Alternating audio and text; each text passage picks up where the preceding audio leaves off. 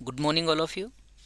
आज की क्लास में हम ज्योग्राफी के जो फर्स्ट 4 चैप्टर हमने कवर किए, तो इन चैप्टर्स की एक्सरसाइज में जो एमसीक्यूज़ आपको दे के रखे हैं उन एमसीक्यूज़ को आज की क्लास में हम डिस्कस करने जा रहे हैं। जब हम एमसीक्यूज़ को यहाँ पे डिस्कस कर रहे होंगे तो उसके साथ साथ आने वाली जो टर्म्स है, कॉन्सेप्ट है, उनको भी यहाँ पे दोबारा समझने की कोशिश करेंगे।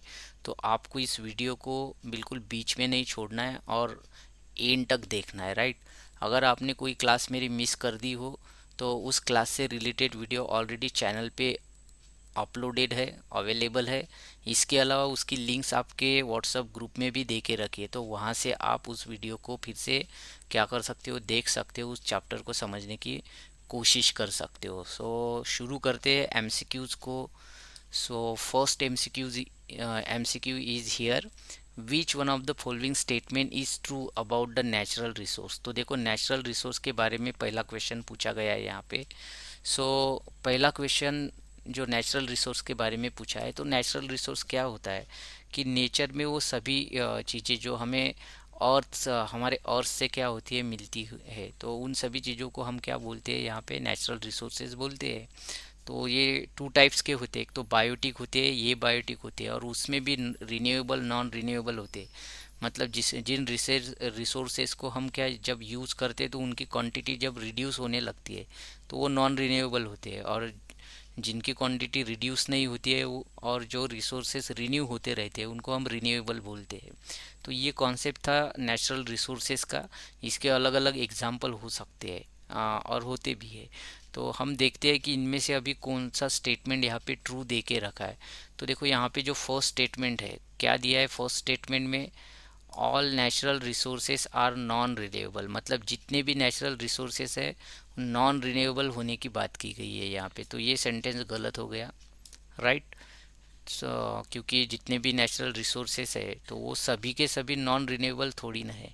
क्योंकि अगर एयर की बात करो आप, वाटर की बात करो आप, राइट, ट्री प्लांट्स की बात करो आप, तो ये रिन्यूएबल रिसोर्सेस है। और बाकी कुछ मिनरल्स वगैरह है या फ्यूल्स है, तो नेचुरल फ्यूल्स है, फॉसिल फ्यूल्स है, तो वो सब नॉन रिन्यूएबल कैटेगरी में आते हैं। तो यहाँ पे ये सेंटेंस गलत हो गया। सेकंड सेंटेंस देखिए, all natural resources can be artificially produce. तो ये भी सेंटेंस यहाँ पे रॉन्ग हो गया कि जो सभी नेचुरल रिसोर्सेस है तो उनको हम आर्टिफिशियली प्रोड्यूस नहीं कर सकते। हाँ, कुछ नेचुरल रिसोर्सेज पे हम प्रोसेस करके, मैन्युफैक्चरिंग करके फिनिश प्रोडक्ट्स उसके बना सकते हैं जिससे हम हमारी नीड्स को पूरा कर सकते हैं। लेकिन ऑल नेचुरल को रिसोर्सेज को नहीं कर सकते हम, राइट। थर्ड देखिए, all natural resources are not useful to the people. तो ये सेंटेंस भी गलत हो गया कि हाँ, हो सकता है कि कुछ नेचुरल रिसोर्सेज जो है वो हमारे लिए यूज़फुल ना हो, लेकिन यहाँ पे ऑल नेचुरल रिसोर्सेज की बात की गई है। तो ये भी सेंटेंस आपका क्या हो गया, यहाँ पे रॉन्ग हो गया। अभी तीनों अगर रॉन्ग हो गए तो हम कैसे आंख बंद करके बोल सकते हैं कि ये लास्ट वाला ट्रू होगा। तो लास्ट वाला इसका आंसर है। नॉन रिन्यूएबल रिसोर्सेज जो है, नॉन रिन्यूएबल नेचुरल रिसोर्सेज जो है, should be judiciously use as they may exhaust one day. तो यहाँ पे ये बताया गया है कि जो ख़त्म होने वाले जो रिसोर्सेस है तो उनको हमने बहुत ही जुडिशली क्या करना चाहिए, यूज़ करना चाहिए, क्योंकि वो एक दिन ख़त्म होने वाले हैं। तो ये सेंटेंस बिल्कुल करेक्ट है। सेकेंड क्वेश्चन देखते हैं हम, which is the main problem in using the fossil fuel. देखो, इस क्वेश्चन को बहुत आपको केयरफुली पढ़ना होगा। यहाँ पे प्रॉब्लम के बारे में बात की गई है कि जब हम फॉसिल फ्यूल्स को यूज़ करते हैं तो उससे प्रॉब्लम क्या होती है। तो प्रॉब्लम यहाँ पे 4 प्रॉब्लम दे के रखी है आपको, ABCD। तो इसमें से उस प्रॉब्लम को आपको क्या करना है, आइडेंटिफाई करना है। फर्स्ट प्रॉब्लम क्या दी है यहाँ पे, दीज आर वेरी एक्सपेंसिव। तो देखो, तो ये जो फॉसिल फ्यूल्स है वो इतने भी ज़्यादा एक्सपेंसिव नहीं होते, क्योंकि ये हमारे डेली लाइफ को चलाने का, हमारे ट्रांसपोर्ट को चलाने के लिए फॉसिल फ्यूल्स को हम यूज़ करते हैं, या नेचुरल गैस को जब यूज़ करते हैं हम, तो ये कितनी भी महंगी हो इसको हम यूज़ करते ही है। तो ये इसका कोई कारण नहीं, ये प्रॉब्लम नहीं है, क्योंकि हमारे नीड्स को सेटिस्फाई करने में इसकी बहुत ज़्यादा हम इसको प्रायोरिटी देते हैं, राइट। सो ये वाला आंसर, फर्स्ट ऑप्शन गलत हो गया यहाँ पे। सेकंड देखो, these face the danger of depletion, these face the danger of depletion। हाँ, ये तो मतलब आगे जाके ख़त्म होने वाले हैं, लेकिन ये हमारे लिए प्रॉब्लम नहीं। हाँ, हमारे लिए मतलब आने वाले जनरेशन का ये प्रॉब्लम हो सकता है। तो आने वाली जनरेशन हम अल्टरनेटिव्स के बारे में भी सोच रहे हैं। अगर फॉसिल फ्यूल ख़त्म होने वाले एक दिन हमें पता है, तो हम उसका अल्टरनेटिव जैसे सोलर एनर्जी है या विंड एनर्जी है या तो फिर न्यूक्लियर एनर्जी है, तो बाकी अदर एनर्जी रिसोर्सेस को हम यहाँ पे क्या एज एन अल्टरनेटिव यूज़ करने वाले हैं। तो ये भी यहाँ पे हमारे लिए प्रॉब्लम नहीं हो सकती है। तो थर्ड देखिए, दीज आर इन एग्जॉस्टिबल। तो ये तो बिल्कुल ही रॉन्ग है कि ये यहाँ पे बताया गया है कि इन एग्जॉस्टिबल मतलब कभी ख़त्म न होने वाले थोड़ी ना है, ये तो ख़त्म होंगे ही, राइट। क्योंकि ये जो रिसोर्सेस होते हैं बहुत लाखों सालों के बाद में क्या होते हैं, फॉर्म होते हैं, प्रोड्यूस होते हैं, और ये थाउजेंड्स ऑफ ईयर्स के बाद में ख़त्म भी हो जाएंगे, जिस रैपिडली जिस तरह से हम इसको यूज़ कर रहे हैं। तो यहाँ पे भी ऑप्शन फोर्थ यहाँ पे अभी बच जाता है, तो यही आंसर होगा हमारा। This pollute the environment 100%। इससे क्या होता है, एनवायरनमेंट हमारा पॉल्यूट होता है। तो ये जो फॉसिल फ्यूल होते हैं जिसमें जैसे कोल आता है, आपको पता ही है, तो कोल से काफ़ी ज़्यादा पोल्यूशन होता है, राइट। पेट्रोलियम प्रोडक्ट्स आते हैं, राइट, क्रूड ऑयल जो मिलता है हमें, तो इससे बहुत ज़्यादा पोल्यूशन होता है। तो ये हमारे लिए प्रॉब्लम का सब्जेक्ट हो सकता है, राइट। आई होप कि ये दोनों क्वेश्चन आपके समझ में आए हो।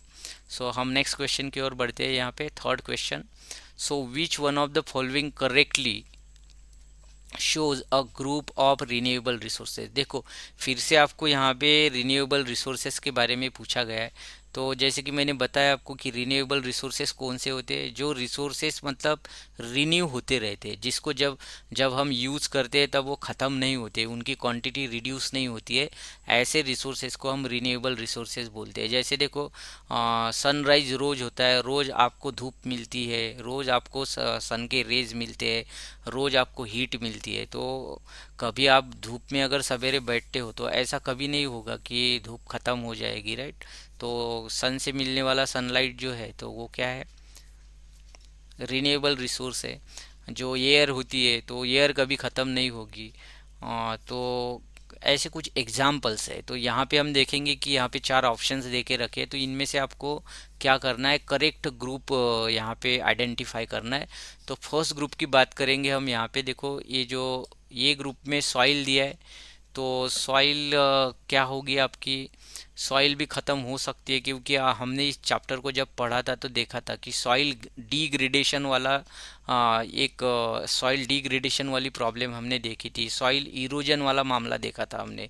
तो सॉइल इरोजन और सॉइल डीग्रेडेशन से क्या होता है, सॉइल रिड्यूस होती है या सॉइल डिस्ट्रॉय होती है। तो हम ये नहीं बोल सकते कि सॉइल एक रिन्यूएबल रिसोर्स है।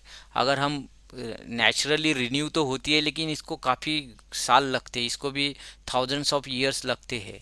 जो एक्सटर्नल फैक्टर्स होते हैं, कुछ नेचुरल फैक्टर्स की वजह से ये सॉइल फिर से रिन्यू होती है, लेकिन हम नहीं बोल सकते एयर। तो एयर है हमारी मतलब यहाँ पे रिन्यूएबल रिसोर्स है, लेकिन नेचुरल गैस ये इसको मतलब इतने आसानी से रिन्यू नहीं किया जा सकता। नेचुरल गैस को भी रिन्यू होने के लिए मतलब लाखों साल लगते हैं, और हमारी एज तो लाखों सालों की नहीं होती है। तो ये जो ग्रुप है, ये हमारा करेक्ट आंसर नहीं हो सकता। सेकंड ग्रुप में देखो, एयर, वाटर और ऑयल की बात की है, तो हम बोल सकते हैं कि एयर है, वाटर भी रिसाइकल होते रहता है, लेकिन ऑयल, तो ऑयल ये रिन्यूएबल नहीं है, तो इसके कारण ये भी हमारा आंसर नहीं होगा। अगर आपको आंसर पता है तो आप साइमल्टेनियसली वीडियो देख रहे हो, कमेंट करके बता सकते हो, राइट। सी, ऑप्शन सी में देखो ऑयल, फिर से ऑयल आया, तो ऑयल के कारण इसको भी पढ़ेंगे ही नहीं आगे का हम, ये भी रॉन्ग हो गया। अभी देखो बच गया यहाँ पे डी ऑप्शन, तो ये करेक्ट हो गया। अगर तीन ऊपर के गलत है तो लास्ट वाला तो सही हो गई। तो सन से मिलने वाली जो रोशनी है, लाइट है, तो ये रिन्यू होती रहती है। वाटर भी, वाटर साइकिल रिन्यू होता रहता है, और विंड भी रिन्यू होती रहती है। तो ये आपका करेक्ट ऑप्शन हो गया। अभी देखो फोर्थ नंबर का क्वेश्चन देखो, which one of the following is not included in the biotic resources. अभी देखो यहाँ पे इस क्वेश्चन में आपको बायोटिक रिसोर्सेज के बारे में पूछा गया है। बायोटिक मतलब लिविंग थिंग्स के बारे में पूछा गया है। तो प्लांट देखो, प्लांट लिविंग होते हैं, वाइल्ड लाइफ में भी लिविंग थिंग्स आती है, फिश भी लिविंग थिंग है। अभी देखो ये यहाँ पे थोड़ा सा कंफ्यूजिंग क्वेश्चन पूछा गया है एक्चुअली। ये सॉइल भी एक्चुअली कैसे बायोटिक नेचर होता है इसका, लेकिन ये ए बायोटिक में आता है। तो आपका ये बी नंबर का आंसर हो जाएगा, क्योंकि देखो सॉइल में किसी भी सीड्स को मतलब प्रोड्यूस कर सीड्स को ग्रो करने की क्या होती है, कैपेसिटी होती है। सॉइल से ही सभी चीज़ें क्या होती है, फॉर्म होती है यहाँ पे। तो एक प्रॉपर्टी होती है उसकी। लेकिन यहाँ पे अगर प्लांट, वाइल्ड लाइफ और फिश की अगर बात करें हम, तो ये ऑप्शन सॉइल ही आपका और लगता है। तो हम यहाँ पे बोलेंगे कि soil is not a biotic resource, right. So next question देखते हैं, फिफ्थ नंबर। Which of the following represent the greatest threat to arable land. तो देखो यहाँ पे एरेबल लैंड के बारे में क्वेश्चन पूछा गया है, राइट। तो आपको पता होना चाहिए कि एरेबल लैंड क्या होता है। और एरेबल लैंड के बारे में क्या क्वेश्चन पूछा गया है कि ये जो फोर ऑप्शंस आपको दे के रखे, ए बी सी डी, तो इनमें से एरेबल लैंड के लिए एक मतलब चुनौती कौन सी चीज़ हो सकती है, किन इनमें से किस चीज़ से एरेबल लैंड को खतरा है। एरेबल लैंड मतलब जिस लैंड को हम कल्टीवेट कर सकते हैं, जिस लैंड पे हम खेती कर सकते हैं, उसको हमारे वेरियस पर्पस के लिए यूज़ कर सकते हैं। तो ऐसे लैंड को इनमें से चार में से किससे सबसे ज़्यादा खतरा है। तो देखो अर्थक्वेक, तो अर्थक्वेक कोई रोज के नहीं होते और उससे कोई मतलब बहुत बड़े लार्ज क्वांटिटी पे लैंड क्या नहीं होती है, हमारी बर्बाद नहीं होती है। तो बी ऑप्शन तो नहीं हो सकता है। सॉइल इरोजन, तो सॉइल इरोजन यहाँ पे एक बहुत बड़ा फैक्टर है। तो सॉइल इरोजन से ऑफकोर्स जो एरेबल लैंड जो होती है, तो उसमें काफ़ी ज़्यादा दिक्कत आती है। तो ये सी हमारा आंसर हो जाएगा। ये हमारा डी भी आंसर नहीं है, क्योंकि ड्रॉट या फ्लड, फ्लड का मतलब जब पूर्व स्थिति निर्माण होती है, जब रिवर्स ओवरफ्लो हो जाती है, तो उससे क्या हमारी फसल बर्बाद होंगी, लेकिन हमारी लैंड बर्बाद नहीं होती है, राइट। ड्रॉट वाली सिचुएशन में क्या हंगर फेस करना होता है हमको, लेकिन हमारी लैंड को कुछ नहीं होता है। लेकिन ये जो सॉइल इरोजन है, तो सॉइल इरोजन के कारण हमारी लैंड डीग्रेड भी होती है, और सॉइल की जो फर्टिलिटी है, टॉप सॉइल वॉश आउट भी हो जाती है। तो ये थर्ड नंबर का ऑप्शन करेक्ट है यहाँ पे, सॉइल इरोजन। सिक्स नंबर का क्वेश्चन देखिए, विच of the following horizon of soil represent bed rocks, right. तो सॉइल होरिजन हमने पढ़ा था सेकेंड चैप्टर में। तो उसमें जैसे जो होरिजन ओ था सबसे पहले, तो उसमें ह्यूमस हुआ करता था। तो यहाँ पे बेडरॉक की बात पूछी गई है कि किस सॉइल के किस ओरिजन में आपको बेडरॉक देखने को मिलते हैं। तो बेडरॉक मैंने जैसे बताया था इस चैप्टर को पढ़ते समय में, कि लास्ट वाले ओरिजन में बेडरॉक होता है, सबके नीचे होता है ये, राइट। तो टॉप लेयर जो होती है वो ओ ओरिजन होती है आपकी, राइट। तो यहाँ पे ओ ओरिजन के बारे में तो बताया गया नहीं है। तो वो ओरिजन में क्या होता है आपका, एक्चुअली ह्यूमस होता है वो ओरिजन में, ह्यूमस कंटेंट्स होते हैं। और यहाँ पे आपके प्लांट वगैरह जो भी है, तो प्लांट वगैरह क्या करते हैं, ग्रो करते हैं यहाँ पे। तो ह्यूमस होता है यहाँ पे। ये होरिजन में क्या होता है, ये होरिजन में टॉप सॉइल होती है। बी होरिजन में आपकी सब सॉइल होती है। ए होरिजन में टॉप सॉइल होती है, बी होरिजन में सब सॉइल होती है। सी होरिजन में क्या होता है, कुछ कंकर लाइक मटेरियल होता है, छोटे छोटे रॉक्स के मतलब यहाँ पे जो वेदरिंग के कारण जो रॉक्स ब्रेक्स होते हैं, तो उसके टुकड़े होते हैं, पीसेस होते हैं यहाँ पे। और जो डी ऑप्शन है, तो D option is the correct answer here, कि आर ओरिजिन में आपके बेड रॉक्स देखने को मिलते हैं। और यहाँ पे जो वाटर के स्टॉक्स है, ऊपर से सीप होने वाला वाटर यहाँ पे आके क्या हो जाता है, स्टोर हो जाता है। तो R, that is R origin is correct answer. So next question discuss करते, सेवेंथ नंबर का। So which is not the method of conserving water. देखो हमने कंजर्वेशन ऑफ वाटर को पढ़ा था यहाँ पे। तो चार में से कौन सी मेथड वाटर कंजर्वेशन से रिलेटेड नहीं है। देखो ड्रीप इरिगेशन, अभी ड्रीप इरिगेशन जो है यहाँ पे, इससे वाटर कंजर्व किया जा सकता है। यस, खेतों में हम ड्रिप इरिगेशन की मदद से वाटर को क्या करते हैं, जो एक्सेस ऑफ वाटर हमारा वेस्ट हो जाता है तो उसको बचाने की कोशिश करते हैं ड्रिप इरिगेशन में हम। रेन वाटर हार्वेस्टिंग में भी वाटर को क्या किया जाता है, रेनी डेज में कलेक्ट किया जाता है, और जब ड्राई सीजन होता है तब के लिए उस वाटर को यूज़ किया जाता है। तो ये भी रेन वाटर हार्वेस्टिंग से वाटर को कंजर्व किया जा सकता है। अभी क्रॉप रोटेशन से वाटर कैसे कंजर्व किया जा सकता है, ये तो क्रॉप सॉइल की फर्टिलिटी को मेंटेन करने के लिए एक्चुअली हम क्रॉप रोटेशन लेते हैं। तो option C is the correct answer here, कि crop rotation is not the method of conserving water. और ऑप्शन डी जो दे के रखा है, checking for the leaking taps, तो इससे भी हम वाटर को क्या कर सकते हैं, यहाँ पे सेव कर सकते हैं। तो यहाँ पे करेक्ट ऑप्शन कौन सा होगा आपका? देखो मैंने सभी ऑप्शन को राइट कर दिया है यहाँ पे, लेकिन सही आंसर कौन सा है आपका? ये वाला आंसर, सी नंबर का, क्रॉप रोटेशन। क्योंकि क्रॉप रोटेशन हम सॉइल की फर्टिलिटी मेंटेन करने के लिए क्रॉप रोटेशन यूज करते हैं, राइट। अभी question number 8, which of the following animal is found in Australia. तो क्वेश्चन नंबर 8 में आपको पूछा गया एनिमल के बारे में, क्वेश्चन पूछा गया है, सेकेंड चैप्टर से यही क्वेश्चन है। सो ऑस्ट्रेलिया में कि नीचे जो 4 ऑप्शन दिए उनमें से कौन सा एनिमल देखने को मिलता है आपको? तो ऑप्शन ये पे ही आंसर दे के रखा है, कंगारू, सबको पता है। ये एंडियन कॉन्डोर जो होता है ये साउथ अमेरिकन कॉन्टिनेंट में देखा जाता है, ये बर्ड है। क्या है? बर्ड है। तो कंगारू याद रखिए, कंगारू हमारा आंसर है। और बाकी ऑप्शन को भी हम डिस्कस करेंगे। हो सकता है एग्ज़ाम में आपको यही क्वेश्चन घुमा के पूछ पूछ लिया जाए, इसीलिए ये सब चीज़ें डिस्कस करना बहुत ज़रूरी है यहाँ पे, राइट। ऑप्शन सी में देखो, वन हॉर्न रिनोसोरस की बात की गई है, तो ये हमारे काजीरंगा नेशनल पार्क में देखने को मिलता है, आसाम में आपको। अफ्रीकन एलिफेंट है, तो अफ्रीकन एलिफेंट नेम से ही पता चलता है अफ्रीका में देखी जाती है ये।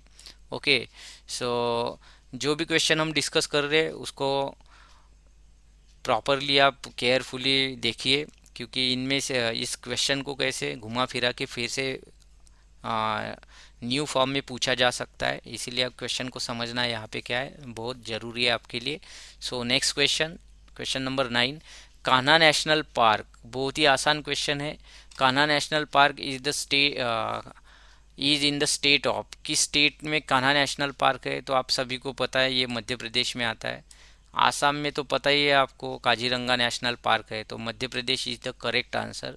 तो यहाँ पे मैं आपको बताना चाहूँगा कि जब हमने इस चैप्टर को किया था तो एक मैप देखा था, उसमें नेशनल पार्क्स को देखा था हमने कि कौन कौन से स्टेट में कौन कौन से नेशनल पार्क्स है। वाइल्ड लाइफ सेंचुरी को देखा था, बायोस्फीयर्स को स्टडी किया था हमने। तो वो उसको उन सभी को आप अच्छी तरह से करके रखिए, आपको पता होना चाहिए। अभी यहाँ पे कान्हा नेशनल पार्क के बारे में पूछा आपको, हो सकता है आपको कि ताड़ोबा नेशनल पार्क के बारे में पूछ लिया जाए, तो ताड़ोबा नेशनल पार्क कहाँ पे है? जैसे महाराष्ट्र के चंद्रपुर में है। हो सकता है आपको संजय गांधी नेशनल पार्क के बारे में पूछा जाए, हो सकता है आपको गिर नेशनल पार्क के बारे में पूछा जाए जो कि गुजरात में है। हो सकता है आपको रणथंभौर नेशनल पार्क के बारे में पूछा जाए, हो सकता है आपको जिम कॉर्बेट नेशनल पार्क के बारे में पूछा जाए। तो किसी भी नेशनल पार्क को यहाँ पे पूछा जा सकता है आपको, तो उस हिसाब से आपको क्या करके रखना पड़ेगा, सभी नेशनल पार्क को एक बार फिर से देखना होगा, और मैप में आपको शो करने के लिए एग्ज़ाम में पूछा जा सकता है। ये तो एमसीक्यू में पूछा गया है क्वेश्चन, लेकिन मैप में अलग से पूछा जा सकता है इस क्वेश्चन को। सो नेक्स्ट क्वेश्चन देखेंगे हम, question number 10, which types of coal releases the least amount of heat energy on burning. तो नीचे आपको 4 टाइप के यहाँ पे क्या दे के रखे हैं, कोल्स दे के रखे, कोल्स के 4 टाइप्स यहाँ पे दे के रखे आपको। उनमें से आपको ये बताना है कि किस टाइप का जो कोल है वो सबसे कम, सबसे ज़्यादा पूछा गया है क्या? नहीं, लिस्ट अमाउंट ऑफ हीट, सबसे कम हीट एनर्जी प्रोड्यूस करने वाला कोल का टाइप पूछा गया है यहाँ पे। तो देखो, जैसे मैंने इस टॉपिक को जब डिस्कस किया था तो बताया था कि इसके जो कोल के जो मेन 4 टाइप्स होते हैं उसमें पीट आता है, लिग्नाइट आता है, ब्यूटीमनस आता है और एंथ्रासाइट आता है। तो ये 4 टाइप्स मैंने बताए थे आपको। तो मैंने ये बताया था आपको कि जिस जिस कोल कोल में क्या होता है, कार्बन का जितना ज़्यादा प्रोपोर्शन रहेगा उतनी ज़्यादा उसकी हीट प्रोड्यूस करने की क्या होती है, कैपेसिटी होती है। तो इसमें जो लिग्नाइट है, तो लिग्नाइट में जो कार्बन होता है तो वो 60 to 70% होता है। कितना होता है? 60 to 70%। तो मतलब 60 to 70% के नीचे जिसमें कार्बन होगा तो वो least amount of heat energy क्या करेगा, प्रोड्यूस करेगा आफ्टर बर्निंग। तो ये लिग्नाइट वाला तो यहाँ पे आंसर नहीं हो सकता। अभी देखो पीट को देखना है, तो पीट में जो कार्बन की क्वांटिटी होती है वो सबसे लो होती है, right.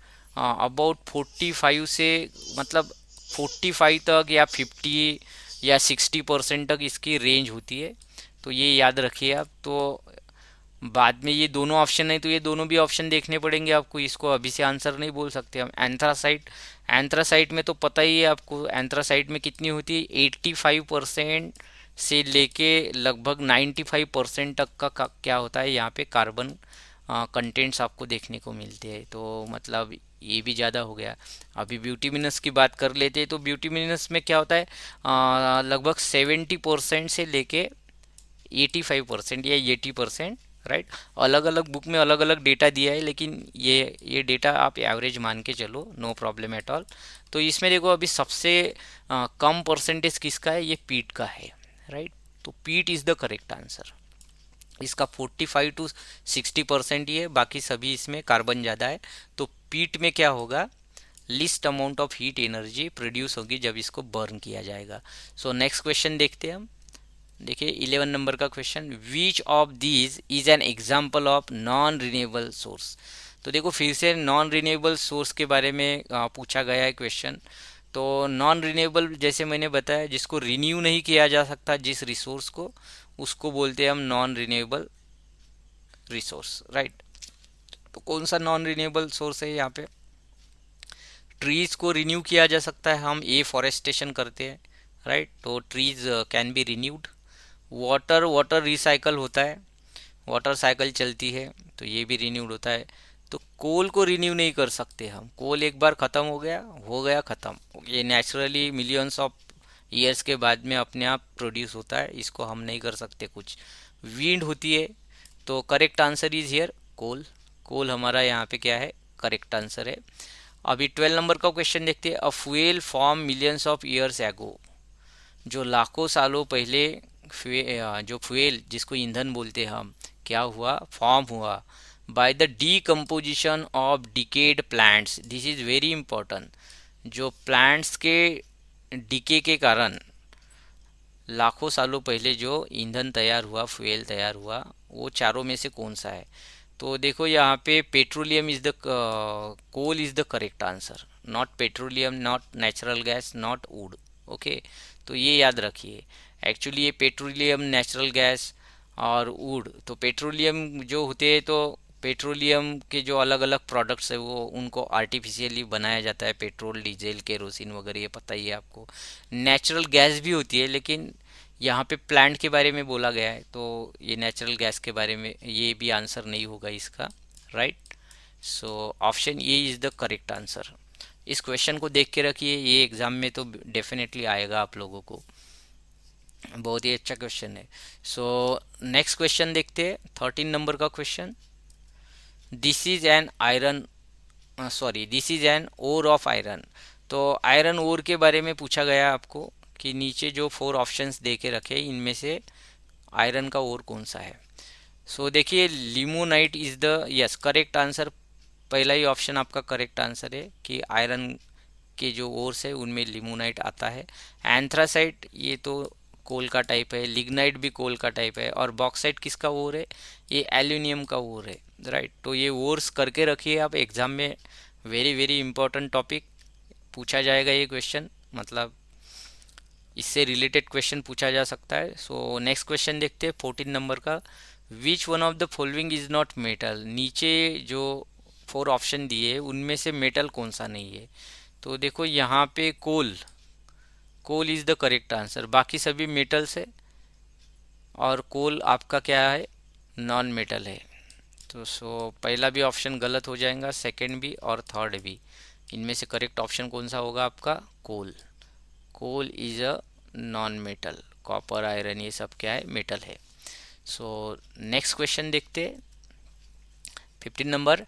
An example of primary activity is. अभी देखो, हमने इकोनॉमिक एक्टिविटीज़ के बारे में डिस्कस किया था, स्टडी किया था, जिसमें हमने प्राइमरी एक्टिविटी, सेकेंडरी एक्टिविटी और टर्शियरी एक्टिविटी के बारे में पढ़ा था।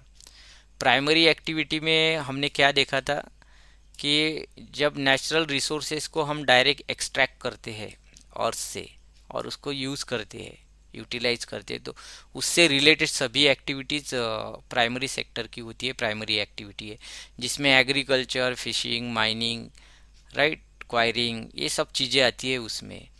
सेकेंडरी सेक्टर जो देखा था हमने, तो सेकेंडरी सेक्टर में मैन्युफैक्चरिंग आता है। मैन्युफैक्चरिंग में क्या होता है कि जो प्राइमरी सेक्टर से रॉ मटेरियल आता है तो उसको हम फिनिश गुड में क्या करते हैं, कन्वर्ट करते हैं। और जो टर्शरी एक्टिविटी देखी थी हमने, तो टर्शरी एक्टिविटी में सभी सर्विसेज आती है, जिसमें जैसे बैंक सर्विस हो गई या स्कूल कॉलेजेस एजुकेशन सर्विस हो गई, राइट, गवर्नमेंट के जो ऑफिसेस है जिसको हम एडमिनिस्ट्रेशन की सर्विसेज बोलेंगे, पोस्ट है, रेलवे है, ट्रांसपोर्ट है, ऐसी बहुत सारी सर्विसेज आएंगी। तो इनमें से अभी ये डिसाइड करना है चार ऑप्शन में से कि प्राइमरी एक्टिविटी कौन सी है। देखो, बैंकिंग तो प्राइमरी एक्टिविटी नहीं है, तो ये हमारी टर्शरी एक्टिविटी है। कौन सी एक्टिविटी है, टर्शरी। तो ये भी याद रखना होगा आपको, क्योंकि हो सकता है एग्जाम में कोई दूसरा ही पूछ ले आपको इस क्वेश्चन की जगह पे, प्राइमरी की जगह पे टर्शरी पूछ ले। तो ये कौन सी एक्टिविटी है आपकी, टर्शरी एक्टिविटी है, टर्शरी, राइट। बैंक, क्योंकि ये सर्विस प्रोवाइड करती है आपको। ट्रांसपोर्ट भी आपकी टर्शरी होगी। मैन्युफैक्चरिंग आपकी सेकेंडरी हो गई। मैन्युफैक्चरिंग, यहाँ पे गुड्स को प्रोड्यूस किया जाता है, फिनिश गुड को, प्राइमरी, और जो रॉ मटेरियल है वो प्राइमरी सेक्टर से यूज़ किया जाता है। फिशिंग, यस, ये जो फिशिंग है ये प्राइमरी एक्टिविटी हो गई, क्योंकि फिशिंग में क्या होता है, फिशिंग में एक्चुअली ये जो फिशेश होती है तो ये हमें नेचुरली क्या होती है, गेन होती है रिवर वाटर से, पॉन्ड से, लेक से, सी से, ओशन से। तो ये फिशिंग आपका क्या हो गया, करेक्ट आंसर हो गया यहाँ पे। ये बाकी तीनों आंसर गलत है यहाँ पे। बैंकिंग और ट्रांसपोर्ट टर्शियरी सेक्टर से, टर्शियरी सेक्टर की एक्टिविटी है। मैन्युफैक्चरिंग आपकी सेकेंडरी सेक्टर की है, और ये फिशिंग आपकी प्राइमरी सेक्टर की है, जो कि आपका करेक्ट आंसर है यहाँ पे। सो क्वेश्चन नंबर 16 देखिए, कल्टीवेशन ऑफ कॉफ़ी। कॉफ़ी के कल्टीवेशन के बारे में आपको क्वेश्चन पूछा गया है। ऑन अ लार्ज प्लॉट, एक बहुत बड़े प्लॉट पे जब हम कॉफ़ी को कल्टीवेट करते हैं तो ये किस टाइप का एग्जाम्पल है, ये पूछा गया है। क्या ये प्लांटेशन एग्रीकल्चर है, क्या ये मिक्स फार्मिंग है, या पेस्टल फार्मिंग है, या मार्केट गार्डनिंग है। तो देखो, प्लांटेशन एग्रीकल्चर का डेफिनेशन मैंने आपको समझाया था। जब किसी बड़े प्लॉट पे किसी क्रॉप को क्या किया जाता है, कल्टीवेट किया जाता है, ग्रो किया जाता है, तो ये प्लांटेशन एग्रीकल्चर में आता है। और सेम थिंग क्वेश्चन में पूछा गया आपको कि ये लार्ज प्लॉट पे कॉफ़ी को क्या किया जाता है, कल्टीवेट किया जाता है। तो option A is the correct answer is here. तो बाकी आपको ऑप्शन पढ़ने की ज़रूरत ही नहीं है। तो बाकी ऑप्शन आपके क्या हो गए, रॉन्ग हो गए यहाँ पे। लेकिन इन ऑप्शन के बारे में आपको पता होना चाहिए। मिक्स फार्मिंग में क्या किया जाता है, यहाँ पे वेजिटेबल्स को भी ग्रो किया जाता है, बाकी जो ग्रेन्स है, फूड ग्रेन्स है, उसको भी क्या किया जाता है, मिक्स फार्मिंग में ग्रो किया जाता है। और इसके साथ साथ में जो कैटल्स का फोडर वगैरह होता है तो उसको भी क्या किया जाता है, यहाँ पे मिक्स फार्मिंग में ग्रो किया जाता है। पेस्टल फार्मिंग में क्या होता है, पेस्टल फार्मिंग में एक्चुअली एनिमल हर्डिंग किया जाता है, या यहाँ पे एनिमल पोचिंग भी किया जाता है, जिसको हम एनिमल रैंचिंग बोलते हैं। और ख़ास करके यहाँ पे मीट वगैरह मीट का प्रोडक्शन वगैरह लिया जाता है यहाँ पे, या फिर डेयरी इंडस्ट्री को चलाया जाता है पेस्टल फार्मिंग में। और मार्केट गार्डनिंग में क्या होता है, ये जो सिटीज़ वगैरह होते हैं या बहुत बड़े बड़े गांव होते हैं जहाँ पे मार्केट होता है, उसके पास में ही वेजिटेबल्स को वगैरह ग्रो किया जाता है, ताकि बहुत जल्दी मार्केट में जाके उसको बेचा जाए, और इसको बहुत ज़्यादा हाई डिमांड होती है। तो तो ऐसे आपको इन सभी टाइप्स को कैसे उसके उदाहरण के साथ में, एग्जाम्पल के साथ में कॉन्सेप्ट को याद रखना पड़ेगा। हो सकता है यहाँ पे कॉपी की जगह पे आपको वीट का एग्जाम्पल पूछ लिया जाए, या जूट का पूछ लिया जाए, या हो सकता है टी का पूछ लिया जाए, या शुगर केन का पूछ लिया जाए। तो आपको पता होना चाहिए कि कैश क्रॉप कौन कौन से है, आपके मेजर सीरियल क्रॉप्स कौन कौन से हैं, या जो कोर्स ग्रेन्स वाले क्रॉप कौन कौन से हैं, जिसमें हम मिलेट्स को वगैरह हमने पढ़ा था। तो वो सब चीज़ें पता होनी चाहिए। हो सकता है कि किसी क्रॉप को कौन सी सॉइल चाहिए, या किस टाइप का क्लाइमेट चाहिए, या रेनफॉल या टेम्परेचर चाहिए, उसके बारे में भी आपको क्वेश्चन पूछा जा सकता है, राइट। सो उस टाइप के क्वेश्चन को, उस टाइप की इंफॉर्मेशन को भी आपको बराबर से पढ़ के रखना है, और उस टाइप के क्वेश्चन अगर आते हैं तो उसके लिए तैयार रहना है आप लोगों को। सो हम यहाँ पे नेक्स्ट क्वेश्चन देखेंगे, question number 17। So question number 17 में क्या पूछा गया आपको, विच of the following is not a coarse grain. तो देखो, जब हमने कोर्स ग्रेन को पढ़ा था तो इसको हमने मिलेट्स के अंदर में पढ़ा था। हमने जब मिलेट्स को पढ़ा था तो मिलेट्स को हमने बोला था यहाँ पे कि ये कोर्स ग्रेन है करके।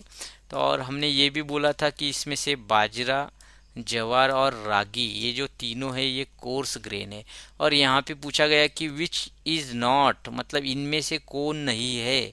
तो of course your correct answer is the D, option D is the correct answer, that is rice.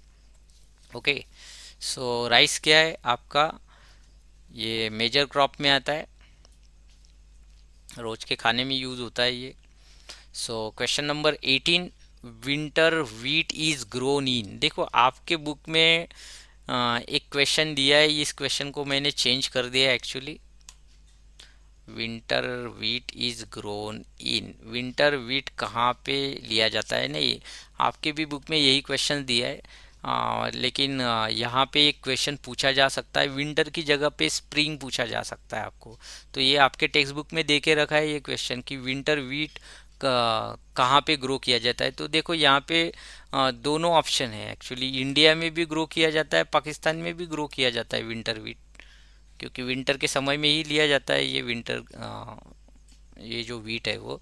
तो ये दोनों आंसर हो सकते हैं। तो इसमें से हो सकता है कि करेक्ट आपको एक ही ऑप्शन मिलेगा एग्ज़ाम में, दोनों ऑप्शन नहीं आएंगे। तो ये क्वेश्चन जो पूछा है तो यहाँ पे दो दो आंसर दे के रखे इस क्वेश्चन में। तो इसकी जगह पे आपको विंटर की जगह पे हो सकता है कि स्प्रिंग वीट कहाँ पे कल्टीवेट किया जाता है, ग्रो किया जाता है, उसके बारे में एग्ज़ाम में क्वेश्चन आ सकता है। तो इसको भी आप थोड़ा सा देख के रखिए।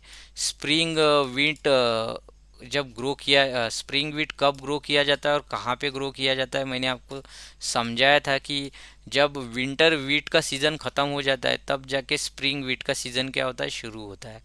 तो जनरली जो स्टेप्स है और प्रेरीज वाले जो मतलब प्लेन एरियाज है, स्टेप्स और प्रेरीज वाले, तो ये एक्चुअली बहुत ही ज़्यादा कोल्ड एरिया है। और इस कोल्ड एरिया में होता क्या है, विंटर वाले सेशन में यहाँ पे जो ग्राउंड होता है, मतलब जो सॉइल होती है, तो वो स्नो से ढकी होती है, स्नो से कवर होती है। तो विंटर से सीजन में स्टेप या प्रेयरीज जो रीजन है, ये एक्चुअली ग्रासलैंड है। तो इन एरियाज में एक्चुअली क्या नहीं हो सकता, प्रेयरीज या स्टेप्स वाले रीजन में विंटर वाले सीजन में यहाँ पे क्या नहीं हो सकता, वीट का कल्टीवेशन, वीट को ग्रो नहीं किया जा सकता, क्योंकि यहाँ पे काफ़ी ज़्यादा कोल्ड होता है विंटर वाले सीज़न में।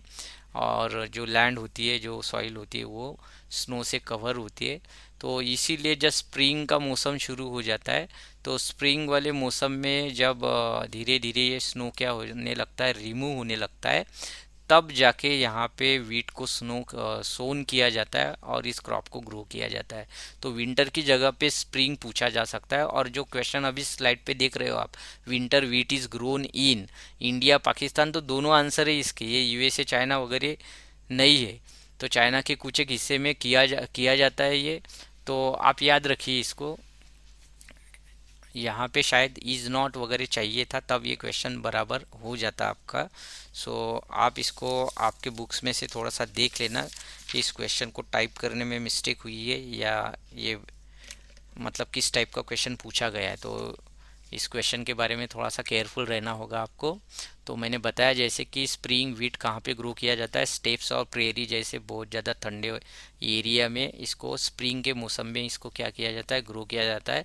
और मई जून के लास्ट में इसको क्या किया जाता है, हार्वेस्ट किया जाता है वहाँ पे। ये भी बातें आपको याद रखना। और इंडिया में जो व्हीट क्या किया जाता है, ग्रो किया जाता है, तो ये आपका नवंबर में क्या किया जाता है, अक्टूबर नवंबर में इसको सोन किया जाता है, और फरवरी मार्च में इसको क्या किया कर दिया जाता है, हार्वेस्ट कर दिया जाता है। तो ये बात आपको यहाँ पे क्या करना है, याद रखना है। तो हम नेक्स्ट क्वेश्चन देखते हैं। So this is last slide. So which of the following is not a coarse grain. देखो फिर से उसी क्वेश्चन को यहाँ पे पूछा गया है कि इनमें से कोर्स ग्रेन कौन सा नहीं है, ये क्वेश्चन यहाँ पे पूछा गया है आपको। सो अभी अभी बताया मैंने, इनमें से ये जो राइस है, राइस हमारा कोर्स ग्रेन में नहीं आता है। बाकी बाजरा, ज्वार, रागी ये मिलेट्स है।